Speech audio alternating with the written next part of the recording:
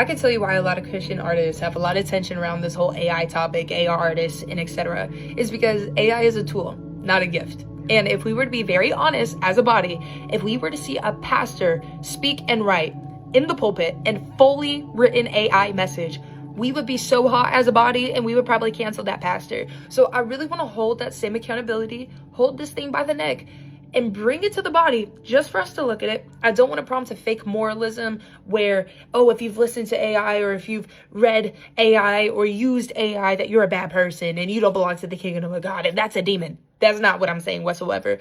I'm bringing a space to the body that we are able to discern, is this something that we're wanting?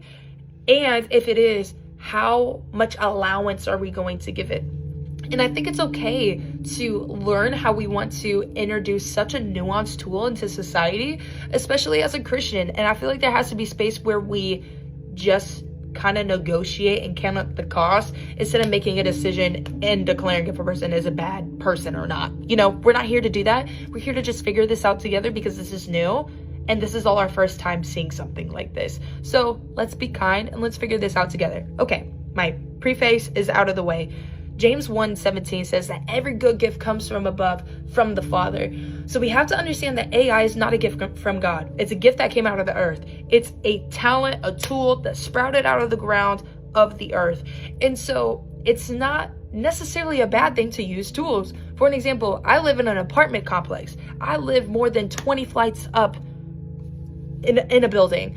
I thank God I have an elevator and I don't have to take 20 something flights of stairs every single day, multitudes of times every single day. And so there are areas where there have been advancements and enhancements that has betterly, positively advanced our society and the way that we live in everyday life. And so I'm not negating that AI is completely demonic and it's a bad thing. I think AI can be great as long as you steward it correctly. The reason as to why it's a tool and why it's dangerous to abuse a tool is the same reason as to why you want to abuse something like a hammer. So like, for an example, if you were to give me a hammer, I could build something with a hammer. I could build these drawers back here, or a desk, or a console, whatever it may be. A hammer has the ability to build up something, but simultaneously, if I steward it incorrectly, if I were to bang that hammer over somebody's head, they would knock down to the ground. So the intentionality behind the tool matters, right? And so I think this is the tension that a lot of people are having in the Christian space when it comes to artificial intelligence, social media, anything that's based around technology or anything that could be artificial and synthetic, is that it has the possibility and the potential to prostitute the priesthood.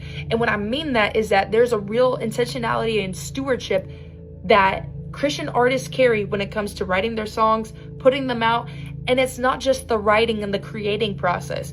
It's praying, it's being in the word, it's seeking counsel and mentorship and being under a covering and staying prayerful. And also the intentionality that comes behind being sensitive to the people you're releasing it to and having a compassion and a burden from them. And not just, I'm going to create something so it sounds cool and hopefully it helps people. Like being intentional with how you're going to help God's people. And so I think there is, and my biggest concern is that there's people who want to do cool things without the burden of compassion. And if we try to preach cool sermons and release cool music apart from a burning for God's people, without following his instruction, without leaning close to what he is saying, and without following what the scriptures say, there is a poor priesthood and a poor stewardship that's happening when we do those things. I feel God. You hear this? 1 Peter 5 talks about the life of a shepherd and what it means to stand at the gate. And I believe if we want to be effective leaders in our generation in Christianity, we have to be shepherds that know how to sit at the gate. And when you're a shepherd and God has entrusted you with influence or words or songs or whatever it may be, there is a responsibility you have in accordance to James 1 and the entirety book of James, but most importantly James 3. There is a higher responsibility that you have because you are leading God's people. So when we come into the intentionality of, I see my husband do it, I do it even when I speak and write sermons, I pray for hours. I write for hours. I seek counsel before I say anything. So there is a real intentionality that comes into leading the sheep. And the concern is that something that was always meant to be authentic, AI is trying to replace with performance. And here's the real gag that I've seen so many people see of like, oh, well, AI is a tool, just like how there's autotune. The difference between autotune and AI, it's worlds apart. Autotune just enhances your voice. AI replaces your voice. And when AI can replace your voice, because it needs 3 seconds, only 3 seconds of your voice to mimic an entirety of a song using your voice. So it's worlds away from autotune. This is how people are scamming people on the phone. They just need 3 seconds of your voice and they can use your cousin, your mother, your grandma. It don't matter. So we have to understand that it's not just an enhancement, it is a replacing. And this replacing is wanting to replace authenticity because it's going to outperform authenticity. And we have to come to somewhat of a realization of a body is, are we willing to sacrifice authenticity for artificial syntheticness? And I think there's a lot of people who are okay with AI because they're like, oh, we're progressing into those times, but does it have oil? And I think that's like the thing we're really discerning here is, yes, it sounds good, the music is fire, and it don't got oil. Because what it means for something to be anointed and skillful, if something sounds good and you're like, wow, this person is so gifted, that is just talent and skill.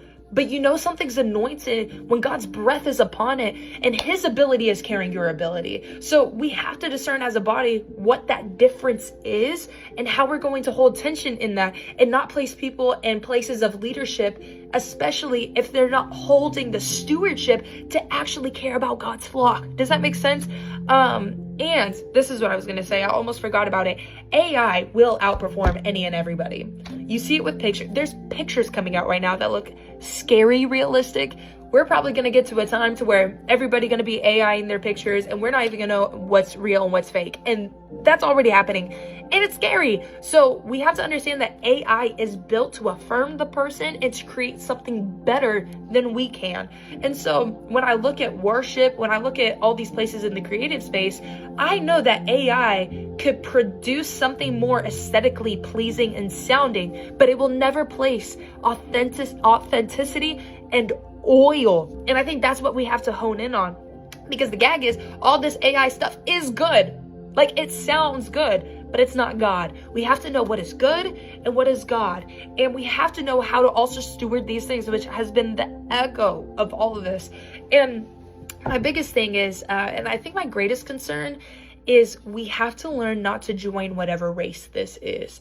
There's going to be a point where AI is going to sound so good that people who naturally produce music or they speak or whatever it may be will feel this pressure that they feel like they have to outperform AI. Stay authentic, stay close to Jesus and his feet, and I promise you that will carry you, and that's what gets you into the gates of heaven. And we can't fake our way to the feet of Jesus, whether if it sounds good or not. And yeah, I think my biggest urgency is to be better stewards of this, and to also know, like, we're all learning. Like, I'm learning around this whole AI topic and like how much we want to let in and let out, because personally, like, I think it's good for studying and for citing things of like, hey, where can I find a site for this, or where can I know more about Jewish tradition, whatever it may be. I think there's areas where it definitely does help, and I think there is a potential that it can produce something that was always meant to be incredibly pure. Honey with no added sugar. Honey is already sweet. So yeah, I think that's really it. I want to lastly talk about a statistic regarding ChatGPT that really concerned me. And it says that 49% of ChatGPT users use ChatGPT for self-help and therapeutic reasons. This should be concerning, and we should stay vigilant as the body of Christ to see this statistic and know that there's so many people using the walls inside of AI to seek help. And this is why it's important to make disciples of all nations, to spread the gospel, not just on the internet, but even to your friends and family, because there is a hurting people that is broken in secret. And the last thing we want to do is for AI to come to a point where people are building a relationship with artificial intelligence rather than with people and with the face and hands of God.